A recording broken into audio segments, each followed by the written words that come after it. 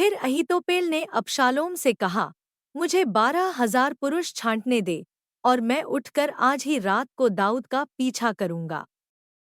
और जब वह थकित और निर्बल होगा, तब मैं उसे पकड़ूंगा और डराऊंगा, और जितने लोग उसके साथ हैं सब भागेंगे, और मैं राजा ही को मारूंगा। और मैं सब लोगों को तेरे पास लौटा लाऊंगा। जिस मनुष्य का तू खोजी है उसके मिलने से समस्त प्रजा का मिलना हो जाएगा, और समस्त प्रजा कुशल क्षेम से रहेगी।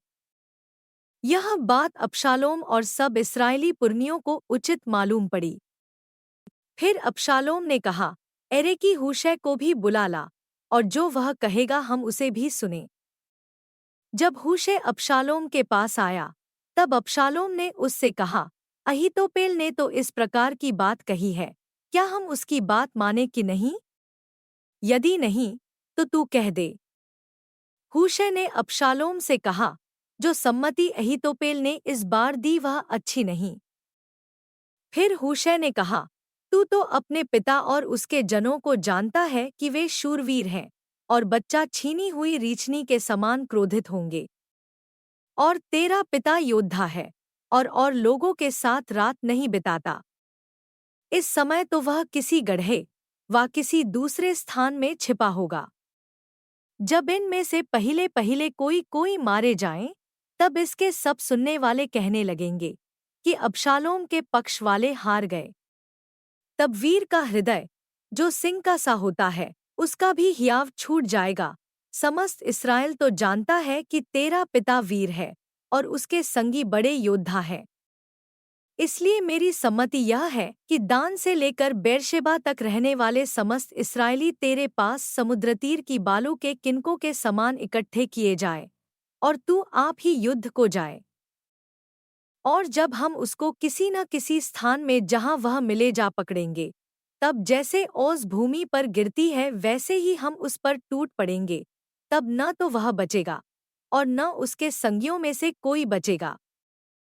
और यदि वह किसी नगर में घुसा हो, तो सब इस्राएली उस नगर के पास रस्सियां ले आएंगे, और हम उसे नाले में खींचेंगे, यहाँ तक कि उसका एक छोटा सा पत्थर भी न रह जाएगा।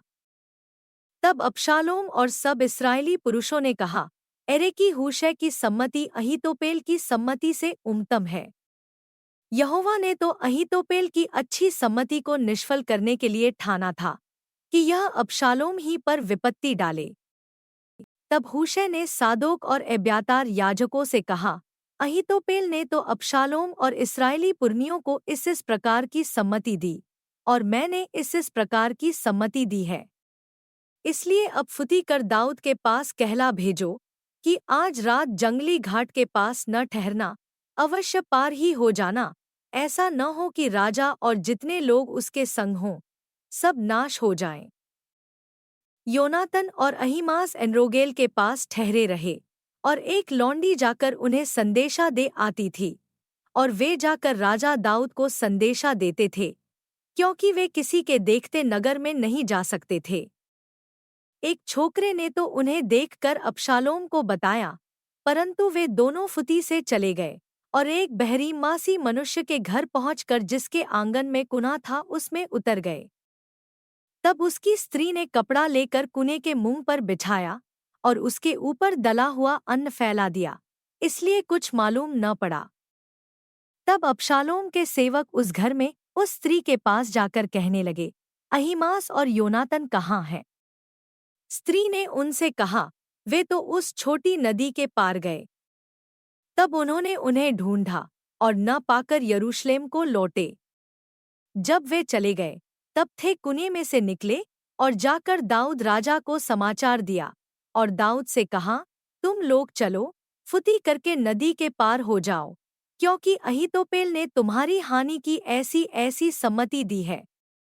तब दाऊद अपने सब संगियों समेत उठकर यरदन पार हो गया, और पैर फटने तक उनमें से एक भी न रह गया जो यरदन के पार न हो गया हो।